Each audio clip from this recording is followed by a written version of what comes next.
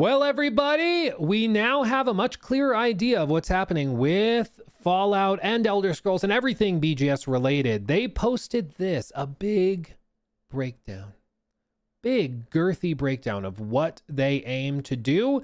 And again, just to stress, this is very abnormal. Bethesda Game Studios does not typically share anything. They tend to go radio silent, not talk about much of anything. And it frustrates a lot of their own fan base too, to be very clear. I mean, there was the famous example of how they said, we'll have more to share about Starfield very soon. And then they sat on it for a year with like no reveals, no info, no nothing, and just didn't reply to anybody asking further questions about it. So the fans are like, did you abandon the game? Like whenever your fans are asking, have you abandoned the game? That's never a good sign. Like there shouldn't be a question. They should know. And so it seems like Asha got on the phone with Todd and was like, we're going to start doing things a little differently. Okay. That's what we're going to do. We're going to start doing things a little differently. And I think you will see as we go through this that Asha is being much more involved directly here than Phil ever was. She actually made a post describing how Todd Howard just shared plans for Fallout, Elder Scrolls, and Starfield franchises. These worlds have earned a special place with hundreds of millions of people over many years. I'm looking forward to what's next, including the partnership with Obsidian on a new Fallout game and closer collaboration with ZeniMax Online Studios on the Elder Scrolls. The achievements of these franchises are remarkable. The Elder Scrolls V Skyrim has crossed 65 million units sold, becoming one of the 10 best-selling games of all time. Fallout 4 has crossed 35 million units sold, joining the top 25, and Starfield will soon reach over 1 billion hours played. She sees these IP as very valuable. And again, I think you're just going to see as we go through this post, you're going to see that the way that Phil used to do things is no longer the case. Phil's general approach was Todd is in charge of these things. He probably knows what he's doing. Leave him be. Just pay the bills for the studio. Let them work on stuff. The problem is the way Todd did things was to basically leave franchises dormant for decades between major releases. And, you know, if you don't like it, suck it up. Play Fallout 76. We have a great game for you. It's called Fallout 76. And I think that Asha's just like, no, she came in as an outsider, lover or hater. She came in as an outsider, which means she did not have the baggage of Phil. Phil loves gaming, and I think that was his greatest strength and his greatest weakness, because it meant that he would go to meet the guys at Bethesda Game Studios and he'd talk with Todd, and he's like, Todd is a legend. I mean, this is Todd freaking Howard. So yeah, I'm going to let him do whatever he wants. And that kind of clouded his judgment, because even though somebody is a legend within the industry, that does not mean they are immune from mistakes. It does not mean they're immune to what should we say? Maybe chutzpah or to arrogance, or the word I'm missing the word. I'm blanking on the word. Oh, it's so close. It's like right on the tip of my tongue. What is that? Yeah, kind of the George Lucas effect. I think that's a good way of putting it, Silver Guys. I think that's a good way of putting it. Hubris. Thank you, Moise. Yes, hubris. I was like so close. I was like, what is the word? It does not mean he's free from hubris. And I think you also, Silver Guys, bring up a good point, the George Lucas effect. I think you're exactly right. There is a problem that happens when somebody is in a position of leadership and they get to a point where they're elevated so far above everybody else, whether they want to be or not, that they basically become immune to really constructive feedback. Like nobody wants to be the guy that says, Todd, you're wrong. Nobody wants to be the guy that goes and says, yes, Mr. Miyazaki. Yeah, I think that idea for making the Duskbloods switch to exclusive, I think that's a terrible idea. Nobody wants to be the guy that comes in and questions the master, you know, especially because that can then become sort of a cultural thing within the studio where you're questioning the all-powerful leader. You're not on the same team with us. You're not rooting with us. You're not helping us. You know, it's a problem. Gabe Newell has said he's had the same problem. Well, to be clear, Master Guy, it is a problem within all companies. When I was in business school, we talked about it. We read a few books on Amazon specifically because there was a big problem at Amazon where Jeff Bezos was, of course, the guy. And he was in a position where people always wanted to just agree with what the big man said. So if Jeff said this, everybody magically started agreeing with him, you know? And so the way that Jeff Bezos figured it out, at least started to deal with it, is number one, small meetings. They have a rule at Amazon called I think it's the 2 pizza rule, which is that no meeting should ever have more people than could be fed with 2 pizzas. So you should never ever have a table of people that's like so massive that you couldn't cater it with two like medium pizzas. That it's their general rule of thumb, because when you get bigger than that, you're not going to be able to listen to everybody. And then what is the point of the meeting?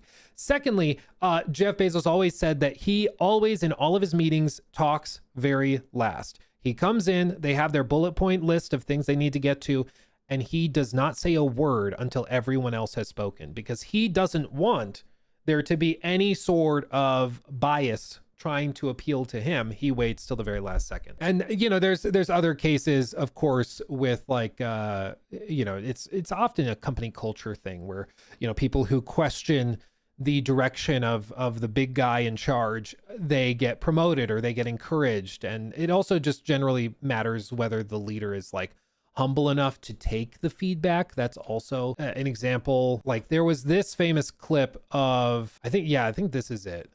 Like Elon was giving a tour of the Starship Foundry stuff in 2022, and a YouTuber was with him and then offers feedback on something.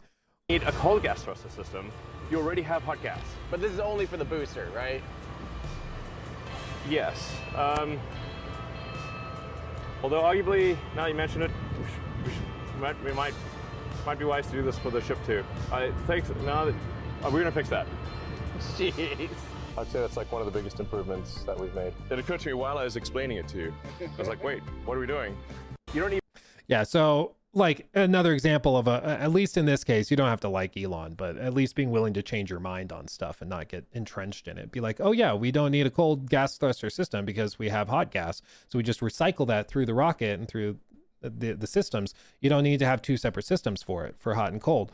And then he's like, oh wait, but we should also be doing that with the booster. Oh yeah, we should totally be doing that. And then they went, redesigned it and made it better. It's something that seems really simple, but unfortunately in a lot of places, in all businesses, it's really easy for the people at the top to be complacent with things just being the way that they've always been and not pushing or trying to change anything, And so it just becomes business as usual. And I think that's kind of what happened at Xbox. Is for a long time, it was just, well, Todd knows what he's doing at Bethesda. Let him do his thing. We will just do whatever. We're going to keep doing what we're doing. And when he finally has Starfield 2 and Elder Scrolls 6 ready, when he finally has that stuff ready, then we'll launch it. We'll, do the marketing stuff, but we just stay out of his way. And I can appreciate that, but I think it led to a situation where Todd probably needed a kick in the pants a little bit more.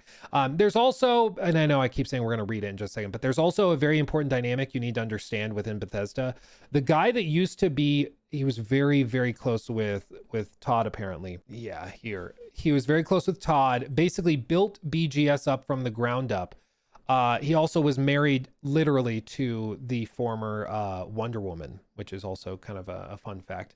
But this is Robert Altman. He was in charge of ZeniMax, built it up from nothing, and eventually would sell it to Xbox for $7.5 billion. He, though, very tragically passed away. I think it was a like gallbladder issue or something. He went into surgery. There was a complication and he passed away, which is really tragic. Died too early. But he was like Todd's guy. Todd was his right-hand man. They built up this company together. He's part of the reason why Fallout and Elder Scrolls are as big as they are.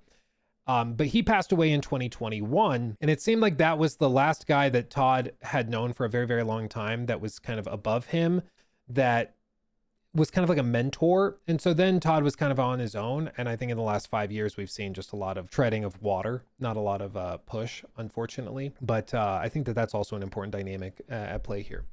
So with all that said, let's get into the specific statements. Okay. A note from Bethesda Game Studios. We love making these worlds as much as you love playing in them. Today, we want to share what's next for Bethesda Game Studios and what you can expect from us in the years ahead, which is, again, the fact that this hasn't happened before is amazing. Like, just tell people what they can expect. That up until now has been unacceptable. I think it's like an old school marketing approach. Say nothing until you have something big, but still. 40 years we've built games that have entertained almost 500 million players. More than just games, these are worlds. Worlds for you to explore, shape, and make your own. Worlds we return to together. That's what's driving us forward. We're investing more deeply in the worlds players love, giving creators a bigger role in shaping their experiences. I think that just means paid mods, but anyway. And bringing our teams closer together so we can get our games into your hands sooner, support them longer, and continue building them alongside you for decades to come. Starfield continues! With over 17 million players logging almost 1 billion hours to date, Starfield remains an important part of our future. As we enter year 3, we will continue expanding the settled systems with new stories, targeted gameplay improvements, and additional updates while preparing for the launch of a new Starborn content next year. More than 40% of players already customize their experience through creations, and will continue investing in creators and giving players new ways to make Starfield their own. Okay, again, you see creations and creators specifically outlined. These are both just different terms for like paid mods and their system for paid mods or microtransactions. I know it's like paid mod. No, it's creations. It's microtransactions that you don't have to make. Let's be completely real. Okay. Let's be completely real about what it is. It's microtransactions they don't have to make. So, yeah, that I think is a pretty key component of their vision for a lot of this stuff. Baby, you gotta love recurrent revenue. Tell you what. Created by players. We've believed from the beginning that our worlds belong not only to the people who make them, but also to the people who played them. That's why we've long provided players with the tools to create their own experiences dating back to Morrowind construction set. This year marked another major milestone for creations with its expansion to Fallout 4, joining Skyrim and Starfield. We're proud to say creators have already earned more than $10 million in royalties from their work. How much did you guys make? How much did you guys make? I'm just curious. I'm just curious. If you guys don't know, nobody's allowed to publicly say how much they make from these. They're all under NDA if they get paid by creations. I've spoken to a couple people, let's just say, who would potentially know. But the split, I'm sure it's different for some, but for others, it's you know, maybe better. For others, it might be worse. But the common number I have heard and seen is that if $1 comes in, that gets split a couple of ways, okay? But most importantly, you have approximately 40%, so 40 cents goes to BGS, 30 cents goes to the platform, so like Steam or PlayStation or whatever, as a processing fee. And then the remaining 30 cents goes to the modder, okay?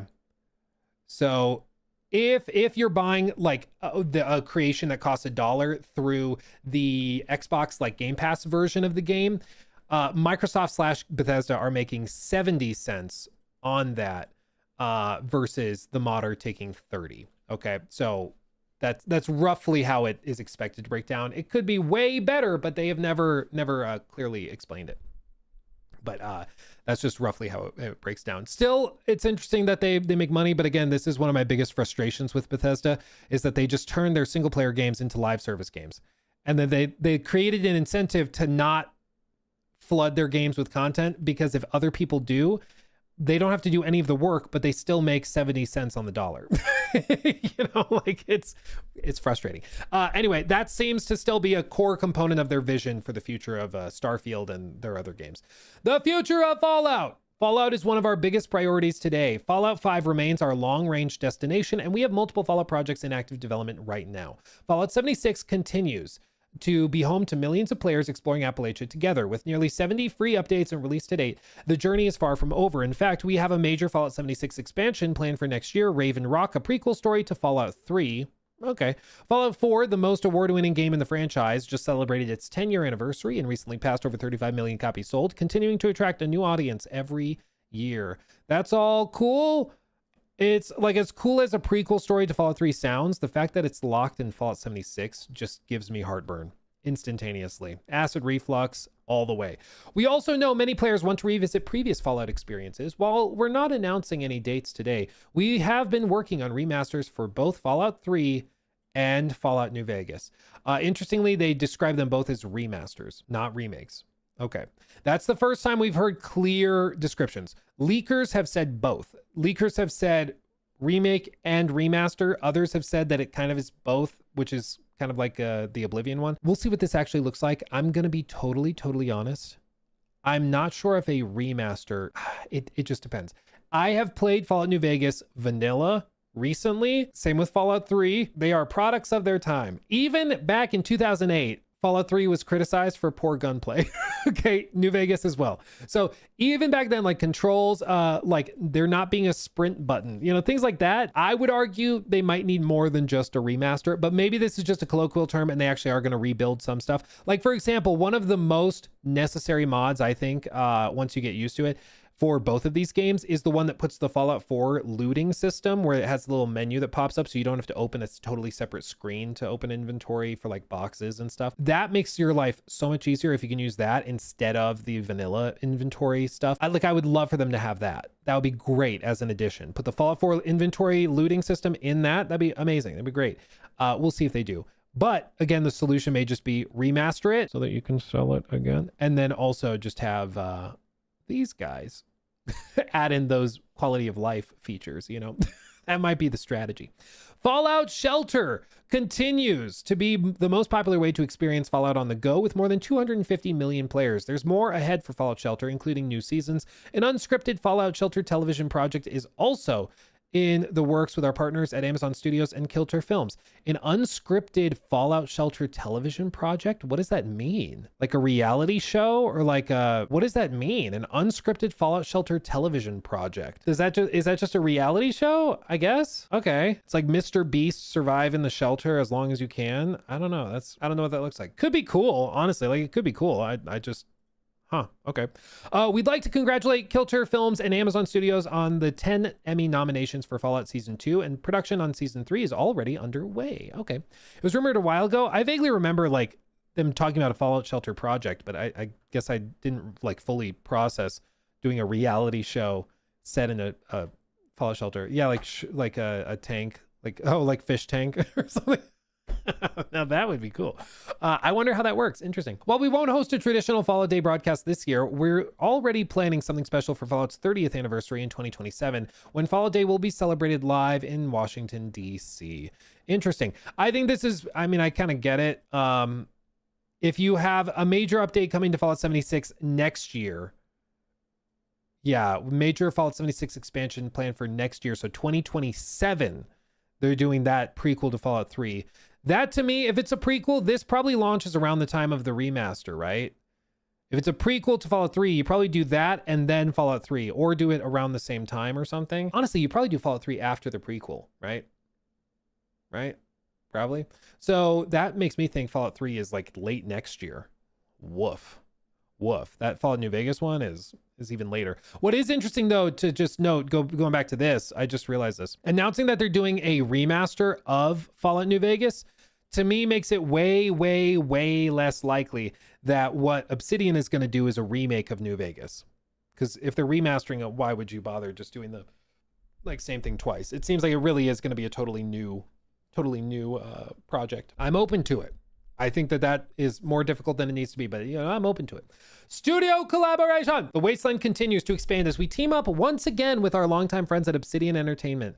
They're our best friends and we love them. We love working with them and we appreciate that you guys love their work so much, so much. We love that you guys love Obsidian. So happy for them. I'm so happy. We're happy to confirm they're working with us on a new Fallout project. We'll have more to share in the future. Dude, I don't mean to be just the buzzkill, but bro, it actively makes me less excited when I see that they're working with BGS. Like I know that BGS is in charge of it, but they have just burned me so hard in the last handful of years with projects that I have like so little confidence in BGS that to see them involved in something makes me less excited for it. I'm open to being surprised. We'll see. We're also bringing our teams closer together across Bethesda. ZeniMax Online Studios will partner closely with Bethesda Game Studios on the Elder Scrolls franchise while continuing to deliver incredible new experiences for the Elder Scrolls Online. Season 1, Return of the Thieves Guild, recently launched, and the team has more planned for the future. By aligning more directly across the franchise, we can create even better experiences for players. Yeah, I mean, this is also just something that we talked about last week. Asha seems insistent on trying to unify the vision, you know, get everybody on the same ship, basically. Because what it previously was that everybody was kind of on their own ship. The Fallout 76 guys are kind of doing their own thing. Elder Scrolls Online is totally out left field doing their own thing. Of course, the first part, or the single player games, are kind of doing their own thing at the same time. So everybody just felt very fragmented, and that left players really frustrated, because it was like, if I want Fallout 5, I'm not that interested in Fallout 76. Like I'm not playing that game. So it was very fragmented, while Todd was preaching like it wasn't, you know. It was really bizarre. So I hope that they can unify it a little bit more. I just would encourage Asha to appreciate that ESO, Fallout 76, they are not what single player gamers are looking for, okay? If it was, they would not be complaining about wanting Fallout 5 and New Vegas remake and all that stuff. They wouldn't. Like, they would be satisfied. And they might be like, oh, that'd be nice, but they'd be satisfied. They'd have something to play. The reason they're so frustrated is because they haven't. You know, they just haven't had anything for a long time. Bringing our teams closer together will help us build a stronger foundation for everything we create next. The Elder Scrolls and beyond. That foundation extends beyond our teams to the technology, tools, and systems that will power the next generation of Bethesda RPGs. Our teams are now developing the Elder Scrolls 6 and Fallout 5 on Creation Engine 3. Okay. A shared technology platform. I have a dog. She's cute.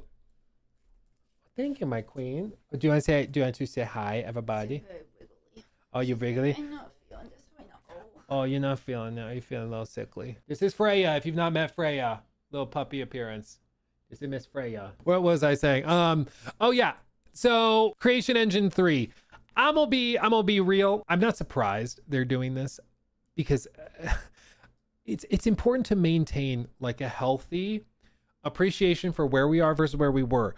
Back with Starfield, we're rewinding the clocks. I just want to make sure people do not forget, okay? Back around the marketing cycle of Starfield, everything was framed as Creation Engine 2 is going to revolutionize Bethesda's games. Like, it is going to take their games into the stratosphere. It will allow them to be competitive with modern, like, AAA gamers and studios. And I made a video, Creation Engine 2. I made a video a long time ago. Yeah, 2 years ago. It's got to be 3 years ago, I mean, at this point. But look at this. Creation Engine 2 is not that big of a deal. This video I made describing how this is August 1st of 2023. So almost 3 years ago, okay? Almost 3 years ago. I don't remember how I cut my eye. I cut my eye like right there. That's crazy. But in this video, I basically describe how I think the Creation Engine 2 stuff is just a lot of marketing BS. It's just them saying that they've added bells and whistles to an engine that otherwise is the same as we've always seen it. Like, don't get too excited. You know, don't get too excited. It was basically the premise of all of it. As you can see, while most of Starfield's development has been in-house, Microsoft's ATG, or Advanced Technology Group, has been assisting Bethesda Game Studios since early 2022, helping with things like console optimization to ensure Starfield looks and runs great on both Series S and X. Todd said, "We're just so happy with what the new engine.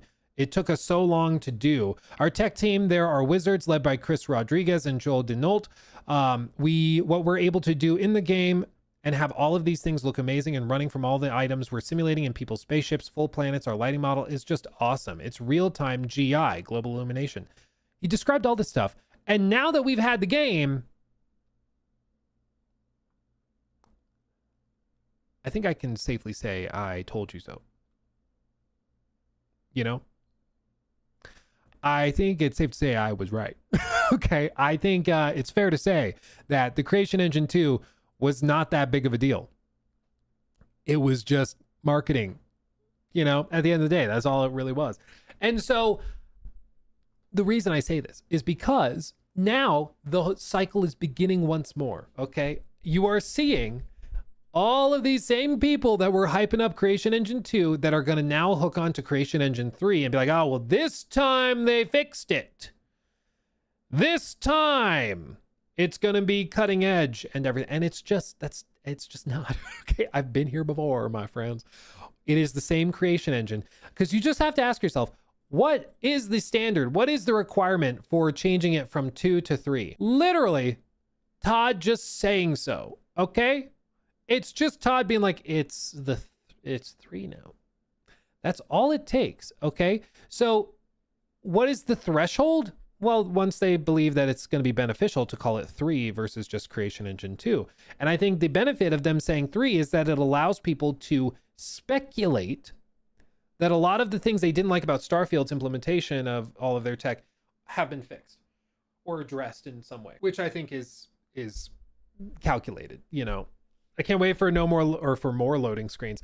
Well, that's one thing they're going to say here. I think you will see over the course of the next couple of years, you will not see Bethesda mentioning load screens or anything. Todd will talk about it, be like, oh, we cannot wait for players to experience seamless exploration. They'll describe stuff like that, but they'll never come out, I think, clearly and say, we've gotten rid of the loading screen issue people hated from Starfield. I don't think they'll say that because I don't think they can get rid of it. Again, I've spoken to modders way smarter than me who have at least said it is ridiculously difficult to rework the Creation Engine to get rid of the loading screens. It's just not practical. It's not doable, blah, blah, blah. Like that's at least what they have said to me. And I think they generally know what they're talking about. So this, I can't say I'm surprised that they're reframing it as Creation Engine 3, but literally all this is just a name on a software stack. Like it is just a title. I don't magically think because I renamed Chrome to super ultra fast greatest browser ever that it somehow changed. Okay. That's not how that works. If I rename one of the YouTube channels to the biggest YouTube channel ever, it doesn't make it so.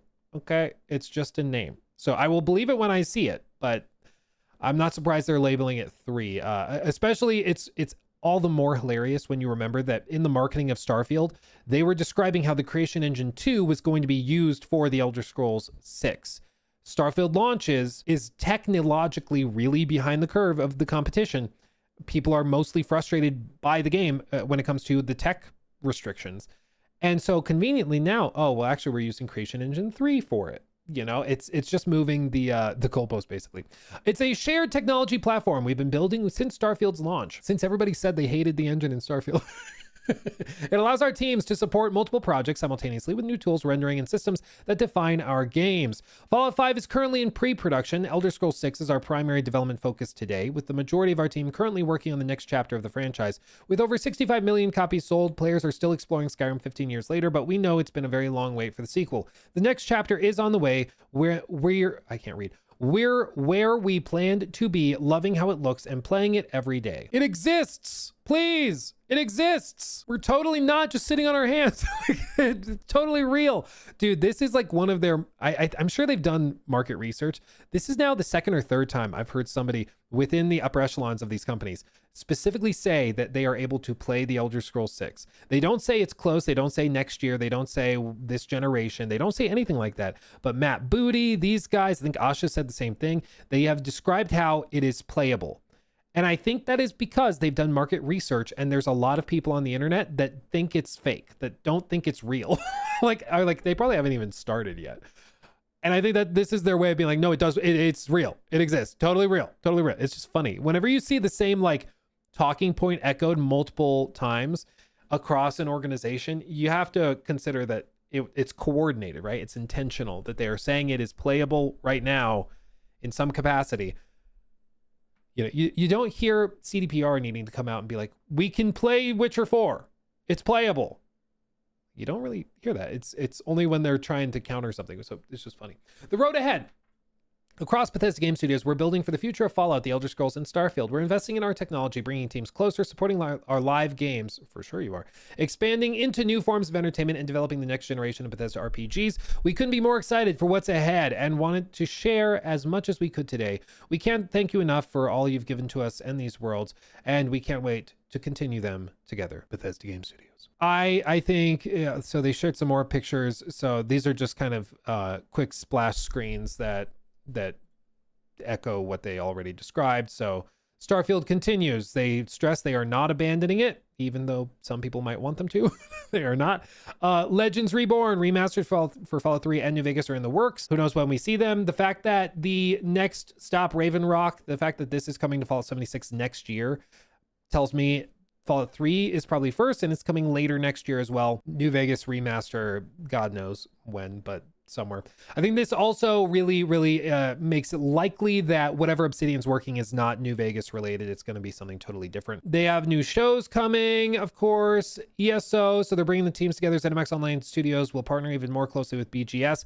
I think after we saw the Blackbird project shut down last year, and we also saw the team at ESO laid off significantly this year, I think it's likely that ZeniMax Online is basically just going to slowly become a support studio for Bethesda, and ESO is going to slowly be winded down. That's kind of my expectation, but we'll see. Yeah, Mustafa is asking for them to remake Oblivion in Creation Engine 3 and dump the Unreal Engine. That's bait. That's what that is. That's bait. Nobody should be working on Fallout at Bethesda. Only the Elder Scrolls. Enough already. Creation Engine 3. For the love of God, let go of your 24-year-old engine. It's the albatross around your product's proverbial necks. The bugginess never stopped being excusable. All over decades. Oh, my God. Donated $20 through Super Chat. When you say that modders say it's difficult to get rid of loading screens, do they mean the systems are layered so much that you need to essentially use a different engine? I don't know if I am explaining myself. No, so first of all, thank you for the 20. Very generous of you. Thank you. To put it kind of overly simply, okay, this is, as I understand it, as it was described by the modders I talked to. This was back around when Starfield came out. I did a video describing how, like, I asked modders, I reached out to a bunch of them reached out to me, and I asked modders, can you fix Starfield? Can you fix these problems? And basically everybody said, not realistically, no. Like, theoretically, sure, you could overhaul stuff, but it would just be a sequel. Like, at that point, it's just a sequel. And the reason is because the way the Creation Engine works is basically that every time you have a playable area, you're limited in terms of the scale of it, so you can't go endless. And the way that the game is set up is with physical objects within, like, a playable space. Think of it almost like you have individual windows for MS Paint, right? Can you open multiple windows of MS Paint? I don't actually know. Can you open new? No, you can't. Okay, well, it is what it is. It's almost like this. So you have, your map and level designed out here, and every time you want to do something new, you have to create a new page. So, like, you're loading in a new map. This is for the wasteland, and then this is the map for inside Diamond City, and then this is inside the submarine, and this is inside one of the underground bases. This is inside the skyscraper levels and all this. And so you have individual levels that have been loaded out, and there's multiple reasons for this. It's because it speeds up development. You can assign designer 1 to work on this, designer 2 to work on this. You can have designer 3 work on this, and then they all get kind of collated together. It's almost like chapters of a book. You have different people working on different chapters, and then they all get stitched together, as opposed to like a Google document where everybody can be working on it at the same time. Unreal Engine allows for basically massive teams across the globe to work sort of like Google Docs, where everything is synchronized. Creation Engine doesn't really work the same way. Again, this is hyper oversimplified, but kind of rough descriptions. The other problem for the Creation Engine is actually the same problem that happened with the Farlands in Minecraft. Farlands. Okay. There was this problem in Minecraft where, up until they eventually patched it, there was an issue where once you got past a certain distance from the spawn point of the map, the math would break. And so you'd reach what was basically the edge of the world, and the Farlands would be found. It's 12 million blocks from spawn. And it basically is just where the math for generating the terrain breaks down because of how the engine saves numbers using floats. It's like a coding artifact, basically. And to a much more severe extent, the Creation Engine has the same problem, where once you reach a certain distance from your spawn point, from where the center of the map is, from these center points, once you reach out to the edge, the math breaks and physics simulation breaks down. And there's other things that break down with, like, how characters walk. Like, all of a sudden, NPCs will walk at 3 times the normal speed, and their animations start breaking because the math is just breaking, because the engine is, it's almost like, if you think of a really high density grid of data or of like lines, gridded paper, really dense lines in the center of the map. But as you get further and further out, the distance between each of those lines grows bigger and bigger and less accurate. So, you know, when you're in the center of the map, when you're over here, like you can get extremely precise down to the millimeter, you know, location for where an object should be for the math calculations on physics and everything. But as you get further away, the accuracy breaks down, and maybe you can only pinpoint a location in the engine down to a meter or down to 5 meters or whatever. And everything starts to break because the engine's like, well, you have to be moving forward, but I can only move you 1 meter at a time because of how we're calculating distances and stuff. And so you're going to end up going light speed before long. You know, things just break. That's the point. Things break. Now with Minecraft, they were able to patch it and fix it. Okay. Because it ultimately is a math issue. The problem for Bethesda is that literally everything they do is built around having these fish bowls that are created. So while they may be able to make the fish bowls effectively way bigger so that it's not a big issue. So for example, like they just take one of these and expand it out. So now it's this big. They could do that. And then the whole map of Elder Scrolls 6 is within one playable area or whatever. They might be able to do that. It's just not, it's not that easy. You know, it's just not that easy because everything else they do when it comes to level design, when it comes to encounter design, when it comes to everything, is built around having individual scenes basically and sets. All of their questing is like this NPC goes to here and has to like warp to this room, basically this level, and then they warp out from there back to the open world and stuff. So it would require total redesigns of how they actually build stuff. It's just not that, it's not that simple, right? It's just not that simple. The way that they, and when I spoke to the modders, the way the modders were entertaining trying to fix Starfield was basically to take these individual fish bowls and then stitch them together. So you have one fish bowl here, and the way the vanilla game handles it, each of these would have to be loaded into separately. But they tried to find a way to make it so you reach the border and then it loads you into the next one, but warps you to this edge.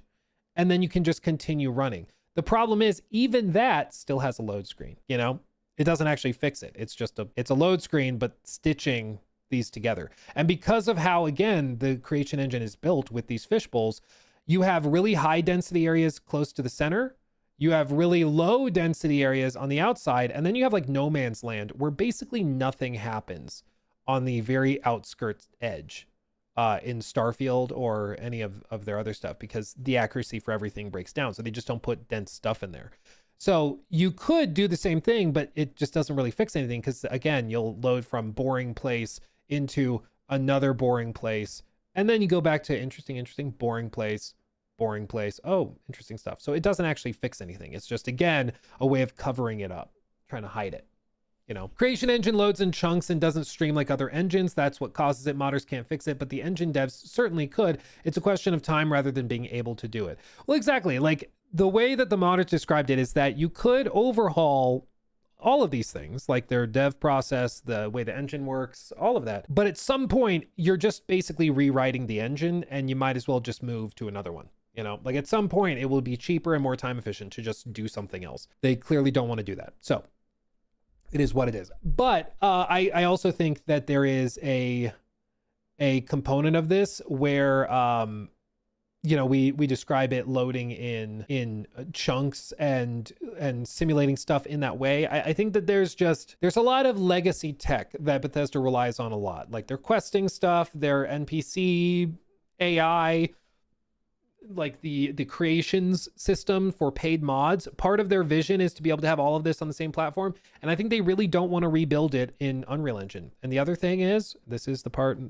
nobody seems to like want to acknowledge. Bethesda going and using Unreal Engine means they have to pay royalties. And likely they would have to pay royalties also on the creations if they can even get those working, because Unreal Engine is much less mod friendly than the creation engine is. So their whole vision of like a live service game where players and modders do all the work to make microtransactions for them, that goes out the window if they move to Unreal Engine, which is why they just can't. Doesn't work that way, you know? But yeah, the key point which you brought up is data streaming.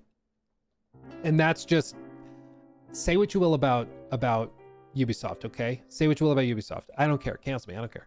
Ubisoft has some of the most ridiculous data streaming and have had some of the best data streaming tech in the industry for open world games forever, okay? It's not even close. The creation engine could not do what you're about to witness, okay? This is Assassin's Creed Origins in 2017, okay? Running on PS4 and Xbox One hardware. As you can see, Bayek, if you've never played the game, Bayek has Senu, I believe, is the hawk's name. But you can fly, you can pop it up, and it can fly across the map from beginning to end. It is fully simulating all of these NPC schedules, all of the individual like NPCs walking, guards patrolling. It's simulating all of this stuff in real time. You can see all of these locations. Those are all like animal herds that are running and that you can hunt for crafting materials and stuff. All of this is being simulated in real time. All the while, bear in mind, Bayek is still back where he was standing when this started. Enemies can come attack Bayek because they're still simulating that. And if he's attacked, this breaks, you warp back to Bayek. Okay, they're simulating all of this stuff in real time. You can fly straight down to these locations and see what's going on there and preview the environments before you arrive. All of this, it's doing all of the boat simulation, all of the weather simulation. All of this is happening. He's been flying for 15 minutes straight, and then watch. Once he gets to the end, he reaches the desert. The creation engine could never. Watch. He's gonna warp back. He's gonna hit B. It despawns the bird and then loads you straight back to Bayek.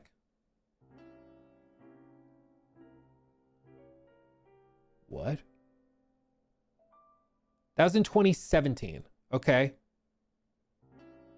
2017. That's what data streaming looks like. The creation engine just can't, like, it can't do that. Okay, it can't. You ever wonder why you don't see a lot of mods adding like motorcycles to New Vegas or to Fallout 4 or something?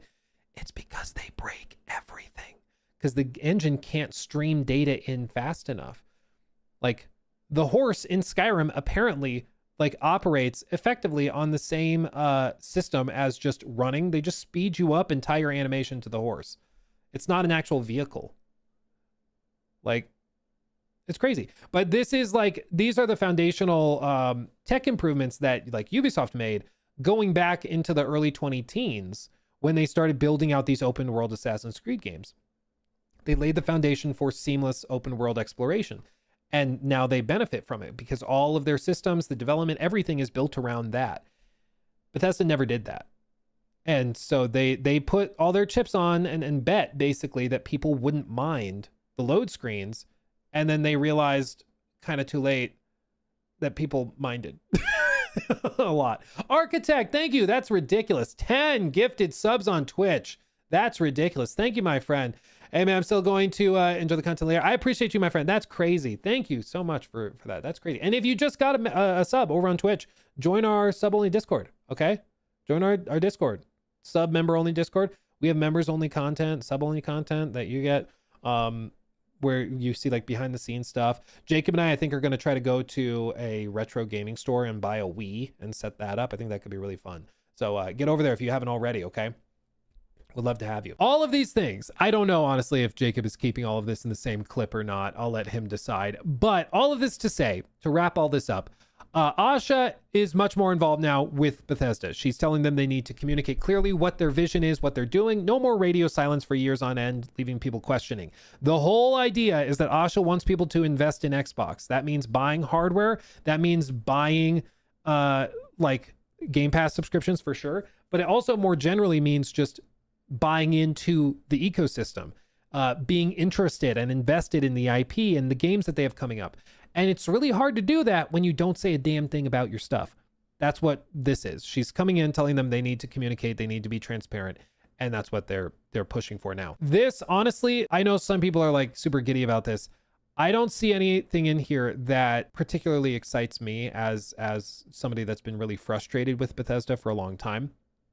And I'm just saying that not to be a Debbie Downer, but just simply because multiple, like 3 or 4 separate times, they are describing how, of course, they're doubling down on like Starfield, but more specifically, they're doubling down on creations, paid mods, which are just microtransactions made by other people.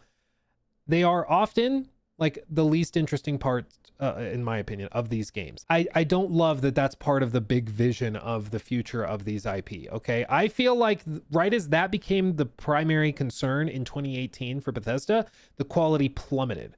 You know, I feel like that's when it really started to go downhill, and seeing that they're doubling down on it doesn't exactly excite me. Hearing acknowledgement of some of the stuff that their core players actually care about, like Fallout 3 and New Vegas Remastered, Elder Scrolls 6, hearing stuff like that described and talked about openly is really refreshing, because again, for years, it's just been, if you bring up Fallout, we'll play Fallout 76, loser. Like, that's generally the approach that's been put forward. But still, 99% are free, but sure. Yeah, I mean, it depends on which ones you look at. Some of them are free. There are, and to be fair, let me be very clear, there are some paid mods that are through the creation system or creation club system that are legitimately really, really good. That, you know, I'm not saying that they're all garbage. In fact, we did a video for Starfield where I spent money on paid mods to see how good they were compared to Bethesda's paid mods, because Bethesda will publish their own official ones.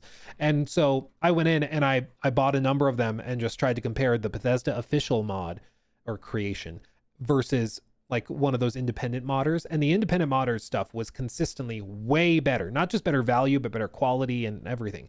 So they do good work. My point is, it creates a system where, again, Bethesda is incentivized to leave holes in the puzzle so that other people can come in and fill those holes and then sell you the solution, you know. And even if they sell it to you for $1, or maybe they don't even sell it to you at all for money. Maybe it is a free download. Somebody just uploaded a mod to fix it. It just reinforces the age-old problem with Bethesda, which is modders will fix it for us.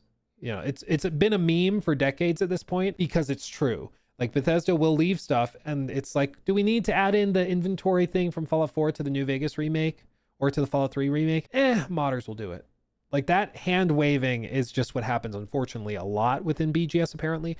And I think that this just reaffirms that that's going to continue happening. As for all this other stuff, you know, doubling down on Fallout, I understand why they want to do that, and they absolutely should.